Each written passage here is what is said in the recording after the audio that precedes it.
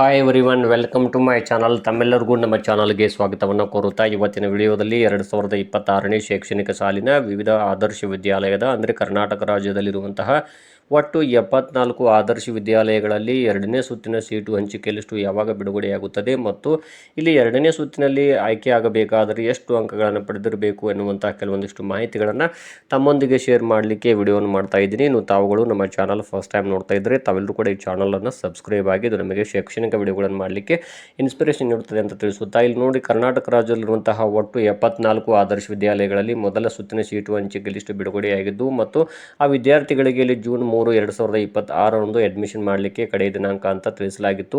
ಮತ್ತು ಇಲ್ಲಿ ಈಗಾಗಲೇ ನಾನು ಕೂಡ ಹಿಂದಿನ ವಿಡಿಯೋದಲ್ಲಿ ತಿಳಿಸಿಕೊಟ್ಟಿದ್ದೇನೆ ಒಟ್ಟು ಎಷ್ಟು ಸೀಟುಗಳು ಅಡ್ಮಿಷನ್ ಆಗಿವೆ, ಎಷ್ಟು ಸೀಟುಗಳು ಖಾಲಿ ಉಳಿದಿವೆ ಅಂತ. ಪ್ರತಿಯೊಂದು ಆದರ್ಶ ವಿದ್ಯಾಲಯದಲ್ಲೂ ಖಾಲಿ ಉಳಿದಿರುವಂತಹ ಸೀಟುಗಳ ಮಾಹಿತಿಯನ್ನು ಕೂಡ ತಮಗೆ ಶೇರ್ ಮಾಡಿಕೊಂಡಿದ್ದೇನೆ, ತಾವುಗಳು ಕೂಡ ನೋಡ್ಬೋದು. ಹಾಗಾದರೆ ಇಲ್ಲಿ ಎರಡನೇ ಸುತ್ತಿನಲ್ಲಿ ಆಯ್ಕೆ ಆಗಲಿಕ್ಕೆ ಇಲ್ಲಿ ಒಟ್ಟು ಎಷ್ಟು ಅಂಕಗಳನ್ನು ಪಡೆದಿರಬೇಕು ಅಂತ ನೋಡ್ತಾ ಹೋಗೋದಾದರೆ ಇಲ್ಲಿ ನೋಡ್ಬೋದು ತಾವುಗಳು ಕೂಡ ಇವತ್ತಿನ ವಿಡಿಯೋ ಮೂಲಕ ಒಟ್ಟು ಕರ್ನಾಟಕ ರಾಜ್ಯದ ಎಲ್ಲಿ 74 ಆದರ್ಶ ವಿದ್ಯಾಲಯಗಳಲ್ಲಿ ಮೊದಲ ಸುತ್ತಿನ ಕಟ್ ಆಫ್ ಅಂಕಗಳು ಎಷ್ಟಕ್ಕೆ ನಿಂತಿದೆ ಅಂತ ನೋಡ್ತಾ ಹೋಗಿ, ಇಲ್ಲಿ ಒಂದೊಂದು ಆದರ್ಶ ವಿದ್ಯಾಲಯದಲ್ಲಿ ಒಂದೊಂದು ರೀತಿಯ ಕಟ್ ಆಫ್ ಮಾರ್ಕ್ಸ್ಗಳು ಇಲ್ಲಿ ನಿಂತಿರ್ತದೆ. ಆದ್ದರಿಂದ ತಾವುಗಳು ಇಲ್ಲಿ ಸ್ವಲ್ಪ ನಿಧಾನವಾಗಿ ನೋಡ್ತಾ ಹೋಗಿ. ಏನು ಅಂದರೆ ಫಸ್ಟ್ ಲಿಸ್ಟಲ್ಲಿ ಆಯ್ಕೆಯಾದಂಥ ವಿದ್ಯಾರ್ಥಿಗಳಲ್ಲಿ ನೋಡ್ತಾ ಹೋದಾಗ ಇಲ್ಲಿ ಬಹಳಷ್ಟು ವಿದ್ಯಾರ್ಥಿಗಳು ಇಲ್ಲಿ ಅಪ್ಲಿಕೇಶನನ್ನು ಸಲ್ಲಿಸಿಲ್ಲ. ಬಹಳಷ್ಟು ಕೆಲವೊಂದು ಆದರ್ಶ ವಿದ್ಯಾಲಯಗಳಲ್ಲಿ ಬಹಳಷ್ಟು ಎಕ್ಸಾಮನ್ನು ಬರೆದಿದ್ದಾರೆ ಬಹಳಷ್ಟು ವಿದ್ಯಾರ್ಥಿಗಳು. ಹಾಗಾಗಿ ಇಲ್ಲಿ ಪರ್ಸೆಂಟೇಜ್ ಕೆಲವೊಂದು ಆದರ್ಶ ವಿದ್ಯಾಲಯಗಳಲ್ಲಿ ಸಾಕಷ್ಟು ವಿದ್ಯಾರ್ಥಿಗಳು ಅರ್ಜಿಯನ್ನು ಸಲ್ಲಿಸಿ ಎಕ್ಸಾಮನ್ನು ಬರೆದಿದ್ದಾರೆ. ಹಾಗೂ ಈ ಸಾರಿ ಪ್ರಶ್ನೆ ಪತ್ರಿಕೆ ಕೂಡ ಕೆಲವೊಂದಿಷ್ಟು ಈಸಿ ಇದ್ದು ಕ್ವಶನ್ಸ್ಗಳು. ಹಾಗಾಗಿ ಇಲ್ಲಿ ಜಾಸ್ತಿ ಅಂಕಗಳನ್ನು ಪಡೆದವರು ಕೂಡ ಇದ್ದಾರೆ. ಆದರೆ ಇಲ್ಲಿ ಅರ್ಜಿಗಳನ್ನು ಸಲ್ಲಿಸಿದವರ ಸಂಖ್ಯೆ ಕಡಿಮೆ ಇರುವ ಕಾರಣಕ್ಕಾಗಿ ಕೆಲವೊಂದು ಜಿಲ್ಲೆಗಳಲ್ಲಿ ಪರ್ಸೆಂಟೇಜು ಕಡಿಮೆ ನಿಂತಿದೆ. ಅದು ಕಡಿಮೆ ಅಂಕಗಳನ್ನು ಪಡೆದವರು ಕೂಡ ಆಯ್ಕೆಯಾಗಿದ್ದಾರೆ. ಹಾಗಾದರೆ ಮೊದಲಿಗೆ ನಾನು ಕೆಲವೊಂದಿಷ್ಟು ಎಕ್ಸಾಂಪಲ್ಸ್ಗಳನ್ನು ನೀಡೋದಾದರೆ ಇಲ್ಲಿ ನೋಡ್ಬೋದು ತಾವುಗಳು ಕೂಡ ಇಲ್ಲಿ ಬೆಳಗಾವಿ ಜಿಲ್ಲೆ ನೋಡ್ಬೋದು. ಇಲ್ಲಿ ಮೊದಲನೇದಾಗಿ ಎಷ್ಟು ಅಂಕಗಳನ್ನು ಪಡೆದವರು ಮೊದಲನೇ ಸುತ್ತಿನಲ್ಲಿ ಆಯ್ಕೆಯಾಗಿದ್ದಾರೆ ಅಂದರೆ ಇಲ್ಲಿ ಸಾಮಾನ್ಯ ವರ್ಗದವರು 83 ಅಂಕ ಪಡೆದು ಆಯ್ಕೆಯಾಗಿದ್ದಾರೆ. ಫಿಸಿಕಲಿ ಹ್ಯಾಂಡಿಕ್ಯಾಪ್ 49 ಅಂಕಗಳು, ಕನ್ನಡ ಮೀಡಿಯಂ 83 ಅಂಕಗಳು. ಇಲ್ಲಿ ಮಹಿಳಾ ಮೀಸಲಾತಿ ಇರುವ ಕಾರಣಕ್ಕಾಗಿ ಇಲ್ಲಿ 83 ಅಂಕ ಪಡೆದವರು ಆಯ್ಕೆಯಾಗಿದ್ದಾರೆ. ಇಲ್ಲಿ ಡೇಟ್ ಆಫ್ ಬರ್ತನ್ನು ಕೂಡ ನೋಡ್ಬೋದು. ಇಲ್ಲಿ ಅಂದರೆ ಇಲ್ಲಿ ನೋಡ್ಬೋದು ಈ ರೀತಿ ಇರುವಂಥ ಡೇಟ್ ಆಫ್ ಬರ್ತನವರು ಇಲ್ಲಿ ಆಯ್ಕೆ ಆಗಿದ್ದಾರೆ. ಆದ್ದರಿಂದ ಇಲ್ಲಿ ನೋಡ್ತಾ ಹೋದಾಗ ಇಲ್ಲಿ ಎಷ್ಟು ಅಂಕಗಳನ್ನು ಪಡೆದ್ರೆ ಇಲ್ಲಿ ಆಯ್ಕೆ ಆಗ್ಬೋದು ಸೆಕೆಂಡ್ ಲಿಸ್ಟಿಗೆ ಅಂತ ನೋಡ್ತಾ ಹೋಗಿ, ಇಲ್ಲಿ ಪರಿಶಿಷ್ಟ ಜಾತಿ ಎ ವರ್ಗ 66, ಪರಿಶಿಷ್ಟ ಜಾತಿ ಬಿ ವರ್ಗ 64, ಪರಿಶಿಷ್ಟ ಜಾತಿ ಸಿ ವರ್ಗ 71, ಪರಿಶಿಷ್ಟ ಪಂಗಡ 71, ಪ್ರವರ್ಗ 1 81 ಹಾಗೂ 2A ದಲ್ಲಿ 81 ಅಂಕಗಳು, 2B ಯಲ್ಲಿ 80 ಅಂಕಗಳು, 3rd A ದಲ್ಲಿ 81 ಅಂಕಗಳು, 3rd B ಯಲ್ಲಿ 82 ಅಂಕಗಳು ಈ ರೀತಿ ಪಡ್ಕೊಂಡಿದ್ದಾರೆ. ಮತ್ತು ಅದೇ ರೀತಿಯಾಗಿ 2A ದಲ್ಲಿ ನೋಡ್ಬೋದು 32 ಅಂಕಗಳು ಪಡೆದಿದ್ದಾರೆ. ಫಿಸಿಕಲ್ ಹ್ಯಾಂಡಿಕ್ಯಾಪ್ಡ್ ಆಗಿರ್ಬೋದು. ಕನ್ನಡ ಮೀಡಿಯಮಲ್ಲಿ 81 ಅಂಕಗಳು. ಇಲ್ಲಿ ಮಹಿಳಾ ಮೀಸಲಾತಿ ನೋಡ್ತಾ ಹೋಗ್ಬೋದು ತಾವುಗಳು ಕೂಡ. ಇಲ್ಲಿ ಪರಿಶಿಷ್ಟ ಜಾತಿಯಲ್ಲಿ 67, ಪರಿಶಿಷ್ಟ ಜಾತಿ ಬಿ ವರ್ಗದಲ್ಲಿ 64, ಪರಿಶಿಷ್ಟ ಜಾತಿ ಸಿ ವರ್ಗದಲ್ಲಿ 73, ST ಯಲ್ಲಿ 72 ಅಂಕಗಳು, ಪ್ರವರ್ಗ 1ರಲ್ಲಿ 81 ಅಂಕಗಳು ಮತ್ತು 2A ದಲ್ಲಿ ಮಹಿಳಾ ಮೀಸಲಾತಿ 81 ಅಂಕಗಳು, 2B ದಲ್ಲಿ 72 ಅಂಕಗಳು, 3rd A ದಲ್ಲಿ 78, 2B ಯಲ್ಲಿ 82 ಅಂಕಗಳು. ನಿಮಗೆ ಸಂಪೂರ್ಣವಾದ ಮಾಹಿತಿ ಇದು ಮೊದಲ ಸುತ್ತಿನ ಸೀಟು ಹಂಚಿಕೆಯಲ್ಲಿ ಆಯ್ಕೆಯಾದಂತಹ ವಿದ್ಯಾರ್ಥಿಗಳು ಪಡೆದುಕೊಂಡಂತಹ ಅಂಕಗಳ ಆಧಾರದ ಮೇಲೆ ಆಯ್ಕೆಯಾಗಿದೆ. ಇಲ್ಲಿ ಡೇಟ್ ಆಫ್ ಬರ್ತನ್ನು ಯಾಕೆ ಮೆನ್ಷನ್ ಮಾಡಿದ್ದಾರೆ ಅಂದರೆ ಕೆಲವು ಸಾರಿ ಸೇಮ್ ಅಂಕಗಳನ್ನು ಪಡ್ಕೊಂಡಿರ್ತಾರೆ. ಆ ಸಂದರ್ಭದಲ್ಲಿ ಜಾಸ್ತಿ ಅಂಕಗಳನ್ನು ಪಡೆದವ್ರ ಜೊತೆಗೆ ಸೇಮ್ ಇರುವಂಥ ಅಂಕಗಳಿದ್ದಾಗ ಅಲ್ಲಿ ಯಾರು ಸೀನಿಯರ್ ಇರ್ತಾರೆ ಏಜಲ್ಲಿ ಅವರನ್ನು ಫಸ್ಟು ಪರಿಗಣಿಸ್ತಾರೆ. ಸೊ ಹಾಗಾಗಿ ಇಲ್ಲಿ ಡೇಟ್ ಆಫ್ ಬರ್ತನ್ನು ಕೊಟ್ಟಿದ್ದಾರೆ ಸೇಮ್ ಅಂಕಗಳು ಇದ್ದಂಥ ಟೈಮಲ್ಲಿ.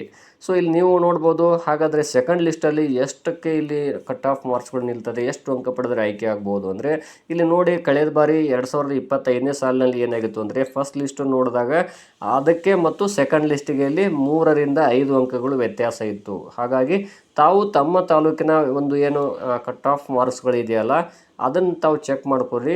ಈ ಲಿಸ್ಟಲ್ಲಿ ಕೂಡ ತಾವು ನೋಡ್ಬೋದು ಈ ವಿಡಿಯೋ ಮೂಲಕ ಒಟ್ಟು ಮೊದಲ ಸುತ್ತಿನಲ್ಲಿ ಎಷ್ಟು ಅಂಕ ಪಡೆದವರು ಆಯ್ಕೆಯಾಗಿದ್ದರು ಅಂತ. ಹಾಗಾದರೆ ಸೆಕೆಂಡ್ ಲಿಸ್ಟಿಗೆ 3 ರಿಂದ 5 ಅಂಕಗಳು ವ್ಯತ್ಯಾಸ ಆಗ್ಬೋದು. ಸೊ ಇಲ್ಲಿ 83 ಅಂಕ ಪಡ್ಕೊಂಡಿದ್ದಾರೆ ಅಂದರೆ 78 ರಿಂದ 82 ಅಂಕಗಳು ಅನ್ಕೋಬೇಕು ತಾವು. ಫಿಸಿಕಲಿ ಹ್ಯಾಂಡಿಕ್ಯಾಪ್ಡ್ ವಿದ್ಯಾರ್ಥಿಗಳು ಇನ್ನೂ ಆ ಲಿಸ್ಟಲ್ಲಿ ಇದ್ದರೆ ಅವಾಗ ಏನಾಗುತ್ತೆ 49 ಅಂಕ ಪಡೆದವರು ಫಸ್ಟ್ ಲಿಸ್ಟಲ್ಲಿ ಇದ್ದಾಗ ಸೆಕೆಂಡ್ ಲಿಸ್ಟಲ್ಲಿ 45 ರಿಂದ 48 ಅಂಕಗಳು ಈ ರೀತಿ ಬರುತ್ತೆ.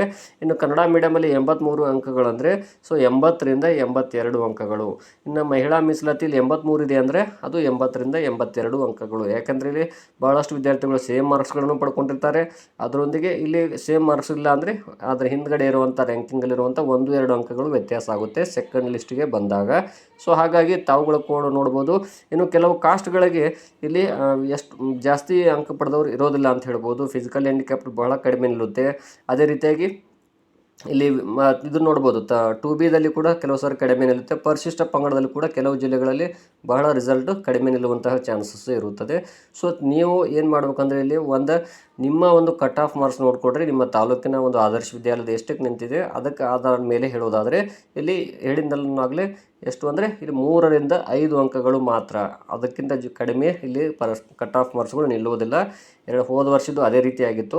ಆದರೆ 2-3 ಕಾಸ್ಟ್ಗಳದ್ದು ಮಾತ್ರ ಹೇಳೋದಾದರೆ ಇಲ್ಲಿ ಪರಿಶಿಷ್ಟ ಪಂಗಡ ಆಗಿರ್ಬೋದು ಮತ್ತು 2B ಕೂಡ ಕೆಲವು ಕಡೆ ಪರ್ಸೆಂಟೇಜು ಕಡಿಮೆ ನಿಲ್ಲುವಂಥ ಚಾನ್ಸಸ್ ಇರುತ್ತದೆ. ಇಲ್ಲಿ 3rd B ಆಗಿರ್ಬೋದು, 3rd A ಆಗಿರ್ಬೋದು, ಅದರೊಂದಿಗೆ 2A ಆಗಿರ್ಬೋದು, ಇವು ಮತ್ತು GM ಇವರೆಲ್ಲ ಏನಂದರೆ ಸೇಮ್ ಇರ್ತದೆ, ಬಹಳ ಕಡಿಮೆ ಇರುವುದಿಲ್ಲ. ಆದರೆ ಸೆಕೆಂಡ್ ಲಿಸ್ಟಿಗೆ ಬಂದಾಗ ಇಲ್ಲಿ 2ರಿಂದ ಅಥವಾ 3ರಿಂದ 5 ಅಂಕಗಳು ಮಾತ್ರ ವ್ಯತ್ಯಾಸವಾಗುತ್ತದೆ. ಅಷ್ಟು ಕಡಿಮೆ ನಿಲ್ಬೋದು ಸೆಕೆಂಡ್ ಲಿಸ್ಟಿಗೆ ಅಂತ ಹೇಳ್ತಾ ಇದ್ದೀನಿ. ಇಲ್ಲಿ ಒಟ್ಟು ಎಲ್ಲ ಜಿಲ್ಲೆಗಳ ಕಟ್ ಆಫ್ ಮಾರ್ಕ್ಸ್ಗಳನ್ನು ಅಥವಾ ಎಲ್ಲ ಆದರ್ಶ ವಿದ್ಯಾಲಯಗಳದ್ದು ಮ್ಯಾಕ್ಸಿಮಮ್ ಸೇಮ್ ಇರುತ್ತೆ. ಕಳೆದ ಫಸ್ಟ್ ಲಿಸ್ಟಲ್ಲಿ ಏನಿತ್ತು ಅದಕ್ಕೆ ಹೋಲಿಸಿದಾಗ ಇಲ್ಲಿ 3ರಿಂದ 5 ಅಂಕಗಳು ಮಾತ್ರ ವ್ಯತ್ಯಾಸ ಆಗುತ್ತೆ. ಆದ್ದರಿಂದ ತಮ್ಮ ರಿಸಲ್ಟನ್ನು ನೋಡಿಕೊಡ್ರಿ, ಈಗಿನ ಕಟ್ ಆಫನ್ನು ನೋಡಿಕೊಡ್ರಿ. ಸೆಕೆಂಡ್ ಲಿಸ್ಟಿಗೆ ತಮ್ಮದು ಆಯ್ಕೆ ಆಗುತ್ತೆ ಅಥವಾ ಇಲ್ವಾ ಅನ್ನೋದು ತಮಗೆ ಕನ್ಫರ್ಮ್ ಆಗುತ್ತದೆ ಎನ್ನುವ ಮಾಹಿತಿಯನ್ನು ತಮಗೆ ತಿಳಿಸ್ತಾ ಇದ್ದೀನಿ. ಇಲ್ಲಿ ಮೀಸಲಾತಿಗಳು ಎಲ್ಲ ಕಾಸ್ಟ್ಗಳ ಜೊತೆಗೆ ಇಲ್ಲಿ ಫಿಸಿಕಲಿ ಹ್ಯಾಂಡಿಕ್ಯಾಪ್ಟು, ಕನ್ನಡ ಮೀಡಿಯಮು ಮತ್ತು ಮಹಿಳಾ ಮೀಸಲಾತಿ ಇರುತ್ತದೆ. ಹಾಗಾದರೆ ಇನ್ನು ಸೆಕೆಂಡ್ ಲಿಸ್ಟ್ ಯಾವಾಗ ಬಿಡುಗಡೆ ಆಗುತ್ತೆ ಅನ್ನೋದು ನೋಡೋದಾದರೆ ಮೊದಲ ಲಿಸ್ಟ್ ಏನಿದೆ ಅಂದರೆ 3ನೇ ತಾರೀಕುವರೆಗೂ ಟೈಮ್ ಕೊಟ್ಟಿದ್ದರು ಅಡ್ಮಿಷನ್ ಮಾಡಲಿಕ್ಕೆ. ಅದರಿಂದ ಒಂದು 5ರಿಂದ 6 ದಿನಗಳು ಅಂತ ತಿಳಿಸಿದ್ದಾರೆ. ಸೊ ಹಾಗಾಗಿ ಇಲ್ಲಿ 8ರಿಂದ 9ನೇ ದಿನಾಂಕದವರೆಗೂ ಜೂನ್ 9ರ ಒಳಗಾಗಿ ಇಲ್ಲಿ ರಿಲೀಸ್ ಆಗುವಂಥ ಚಾನ್ಸಸ್ ಇರುತ್ತದೆ ಸೆಕೆಂಡ್ ಲಿಸ್ಟು. ನಾನು ಕೂಡ ಸಾಯಂಕಾಲದವರೆಗೂ ವೆಯ್ಟ್ ಮಾಡ್ತೀನಿ ಇವಾಗ ಸೆಕೆಂಡ್ ಲಿಸ್ಟ್ ಬರುತ್ತಾ ಇಲ್ವಾ ಅಂತ. ಬರದೇ ಇದ್ದಲ್ಲಿ ಸೋಮವಾರ ಅಥವಾ ಮಂಗಳವಾರ ಬರಬಹುದು ಅನ್ನುವಂಥ ಮಾಹಿತಿ ಇರುತ್ತದೆ. ಸೊ ತಾವುಗಳು ಕೂಡ ಇನ್ನು 2-3 ದಿನ ವೆಯ್ಟ್ ಮಾಡಿ, ಯಾಕಂದರೆ ಬಹಳಷ್ಟು ಪೋಷಕರು ಅಡ್ಮಿಷನ್ ಮಾಡಲಿಕ್ಕೆ ವೆಯ್ಟ್ ಮಾಡ್ತಾ ಇದ್ದೀರಿ ಅಂತ ನನಗೂ ಗೊತ್ತು. ಯಾಕಂದರೆ ನಮ್ಮ ಶಾಲೆಯಲ್ಲೂ ಕೂಡ ಬಹಳಷ್ಟು ವಿದ್ಯಾರ್ಥಿಗಳು ವೆಯ್ಟ್ ಮಾಡ್ತಿದ್ದಾರೆ ಸೆಕೆಂಡ್ ಲಿಸ್ಟ್ಗೋಸ್ಕರ. ಸೊ ನೋಡೋಣ, ಇನ್ನು 2-3 ದಿನಗಳಲ್ಲಿ ಸೆಕೆಂಡ್ ಲಿಸ್ಟ್ ಬರ್ಬೋದು. ಮತ್ತು ನಾನು ಆಗಲೇ ಹೇಳಿದ್ನಲ್ಲ, ಇಲ್ಲಿ 3ರಿಂದ 5 ಅಂಕಗಳ ವ್ಯತ್ಯಾಸ ಆಗುತ್ತೆ. ಈ ಉದಾಹರಣೆಯನ್ನು ತಾವು ನೋಡಿಕೊಂಡ್ರೆ ತಮ್ಮ ತಾಲೂಕಿನ ಆದರ್ಶ ವಿದ್ಯಾಲಯದ ಕಟ್ ಆಫ್ ಮಾರ್ಕ್ಸ್ಗಳು ನೋಡಿಕೊಂಡ್ರೆ ತಮಗೆ ಗೊತ್ತಾಗುತ್ತದೆ ಅನ್ನೋ ಒಂದು ಮಾಹಿತಿಯನ್ನು ತಮಗೆ ತಿಳಿಸ್ತಾ ಇದ್ದೀನಿ. ಧನ್ಯವಾದಗಳು.